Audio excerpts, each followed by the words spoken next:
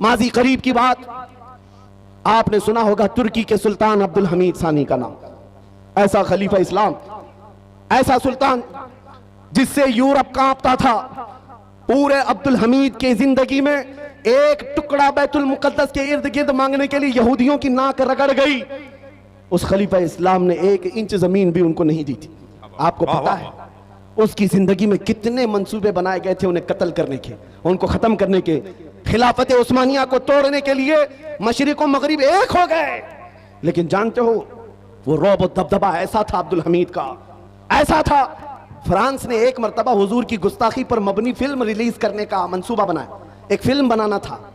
जैसे ही सुल्तान अब्दुल हमीद को यह खबर मिली, पैगाम सिर्फ इतना भेजा कि अरे फ्रांस के लोगों बाज आ जाओ, नबी पाक से हमारा ऐसा रूह का रिश्ता है, ऐसा ईमान का रिश्ता है कि हम में से कोई मुसलमान इस चीज को बर्दाश्त नहीं करेगा। अगर तुम इस फिल्म के रिलीज करने से बाज नहीं आओगे, खलीफा इस्लाम अब्दुल हमीद सानी ने कहा था पूरी दुनिया को लाकर मैं तुम्हारे सर पर फोड़ दूंगा। और ऐसा खौफ था, ऐसा डर था। फ्रांस ने उस वक्त जो अपना मंसूबा बंद किया तो आज तक वो फिल्म नहीं रिलीज कर सका। ये 150 साल पहले की बात कर रहा हूं। उस वक्त की ये यूरोपीय ताकतें खौफ खाती थी, थर्राती थी अब्दुल हमीद से। किस वजह से? अब्दुल हमीद की फौज बहुत बड़ी थी, अब्दुल हमीद का जहन बहुत बड़ा था। नहीं, अब्दुल हमीद का इश्क रसूल कमाल का था। क्या बात है, क्या बात है, इश्क रसूल कमाल का था। मदीना तैयबा से जब उन्होंने ट्रेन चालू की थी इस्तांबुल तक के लिए, जब इंजन को चलाया तो इंजन आवाज करने लगा, अब्दुल हमीद ने कोड़ा मारा। शहर रसूल में इतनी बुलंद आवाज, अब्दुल हमीद को वो भी पसंद नहीं था। वो नबी पाक के शहर की हुर्मत और इज्जत रखने वाला। मैंने जितनी मिसालें दी हैं याद रखो, उमर इब्ने खत्ताब की, खालिद इब्ने वलीद की, सलाहुद्दीन अयूबी की और खलीफा अब्दुल हमीद की, ये वो मिसालें मैं तुम्हारे सामने रख रहा हूं जो सबके पास अगर कोई दौलत थी तो इश्क रसूल की दौलत थी, जिससे उन्होंने पूरी दुनिया को ज़ेर कर दिया था और सबके सामने अपनी ताकत का लोहा मनवा लिया था। उस अब्दुल हमीद के बारे में जानते हो, जिसने इश्क रसूल में ऐसा भरा हुआ सीना अपने पास रखा था। उसके जमाने का एक गरीब आदमी, तारीख में बताया गया है, मुफलिस था, काजी ने उसको जेल सुना दिया था, इसलिए कि कई लोगों से वो कर्जा लिया था और कर्जा नहीं दे पाता था। कर्ज खाहों ने काजी के पास मुकदमा किया, ये गरीब आदमी हम सबसे कर्जा लेता है, वापस नहीं करता है। काजी ने 3 दिन का टाइम दिया, कर्जे वापस कर दे नहीं तो जेल में डाल दूंगा। वो रोता हुआ अपने घर जा रहा था, एक बुजुर्ग मिले, कहा तेरे मसले का हल ये है कि हुजूर की बारगाह में रो रो करके बयान कर, कुछ ना कुछ मदद आएगी, कुछ ना कुछ मदद आएगी। रात को गया वो रोता हुआ, बारगाह मुस्तफा में फरियाद करता हुआ सो गया।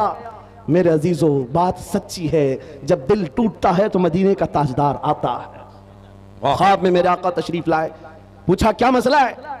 उस गरीब ने कहा आका आपको हाल मालूम है, मैं गरीब हूं, मेरे बच्चे हैं, मेरी बीवी है, टूट गया हूं, कर्जा ले लेकर के घर चला रहा था, अब तो मुझे काजी की धमकी आ गई, 3 दिन के अंदर अदा नहीं किया तो जेल चला जाऊंगा। उस गरीब को मेरे आका सल्लल्लाहु अलैहि वसल्लम ने ख्वाब में बयान किया कि जा कल उठने के बाद बादशाह के दरबार में चला जा, जो सुल्तान है उसके दरबार में जा, जाकर उससे कह कि तुझे जितनी जरूरत है वो ले ले। उस गरीब ने कहा सुल्तान तक हमारी पहुंच कहां है, कैसे जाऊंगा, और अगर जाकर कह भी दूं कि आपने भेजा है वो कैसे यकीन करेगा। अल्लाहु अकबर। ताजदार कायनात ने फरमाया उससे सिर्फ इतना कहना, रोजाना सूरज निकलने से पहले तू 1000 बार अपने नबी पर दुरूद भेजता, और ये बात कोई नहीं जानता, वो ऐसा आशिक है मेरा, लेकिन कल की रात थक कर सो गया था, मुझ पर दुरूद नहीं पढ़ सका, ये बात जाकर उसे कह देना। सुबह वो गरीब उठा और जाकर के सुल्तान इस्लाम के पास कहता है मुझे अल्लाह के नबी ने भेजा है। सुल्तान इस्लाम ने पूछा कि क्यों कह रहा है अल्लाह के नबी ने भेजा? कहा ये बता करके भेजा है आप रोजाना रात हुजूर पर 1000 बार दुरूद पढ़ते हो और कल की रात थक कर सो गए, पढ़ना भूल गए। सुल्तान अपनी कुर्सी से खड़ा हो गया, कहा ये बात तो मेरी बीवी को भी नहीं मालूम, ये राज था, और अगर तुझे मालूम है तो यकीनन मेरे मुस्तफा की बशारत आई है। आज तो मेरे वारे नियारे हैं, खजाने सब खुले हैं, जितना माल चाहे ले जा, इसलिए कि यकीन वो आ गया है, हम यहाँ से पुकारे वो वहां से सुने। मुस्तफा की समाअत पे लाखों सलाम। वो नबी जो सुनते हैं, सुन करके फरियाद को पहुंचते हैं। उस गरीब ने जितनी जरूरत थी वो माल ले लिया और अदालत में आकर के काजी से कहा काजी साहब उन कर्ज खाओं को बुला लीजिए, मैं अपना कर्जा अदा करता हूं, मुझे सुल्तान की तरफ से ये इनाम मिला है। काजी ने क्या कहा, तू बैठ जा, तेरा कर्जा मैं अपनी जेब से अदा करूंगा, मैं अदा करता हूं। इस गरीब ने कहा कल तो आप धमकी दे रहे थे और आज अपनी जेब से अदा करने की बात कर रहे हैं। काजी ने कहा कल मैं तुझे नहीं पहचानता था, फैसला सुनाकर घर गया तो ख्वाब में रसूलुल्लाह को देखा, मेरे आका ने तेरी तरफ दिखा करके मुझे कहा ए काजी दुनिया तेरे पास बहुत है, इस गरीब की मदद कर, कल क़यामत के दिन अल्लाह जन्नत में तुझे महल अता करेगा, लिहाजा तू अपनी जेब से नहीं मैं अपनी जेब से अदा करूंगा। जितने कर्ज ख्वाब बैठे थे उन्होंने ये माजरा देखा, खड़े हो गए, कहा काजी साहब ना आप अदा करेंगे ना वो अदा करेगा, और भी कर्जा चाहे तो हम और देंगे, इसलिए कि इसकी हैसियत हुजूर की बारगाह में इतनी हमें मालूम नहीं था। वो कर्ज जितने कर्जदार जो था उस दरबार से उठता है, ना उसे 1 रुपया देना पड़ा ना किसी को मनाना पड़ा, बल्कि प्लस उसको सुल्तान की तरफ से खजाना भी मिला।